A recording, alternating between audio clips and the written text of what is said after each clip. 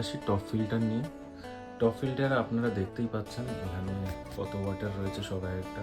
প্রথমে 12 ওয়াটার দেখতে পাচ্ছেন, 15 ওয়াটার দেখতে পাচ্ছেন, 10 ওয়াটারও হয়, 25 ওয়াটার আছে, 40 ওয়াটার আছে, তারও উপরে আছে। যেমন এখানে আপনারা দেখতে পাবেন, এখানে শুভ কোম্পানিরও রয়েছে, বিভিন্ন কোম্পানির রয়েছে। এখানে সবকটাই হচ্ছে টপ ফিল্টার। এখানে দেখুন এইগুলো হচ্ছে 10 ওয়াটের টপ ফিল্টার। এবার আপনাদের কনফিউশন হচ্ছে কোন ট্যাঙ্কের জন্যে কোন অ্যাকুরিয়ামের ফিল্টারটা আমরা ইউজ করব।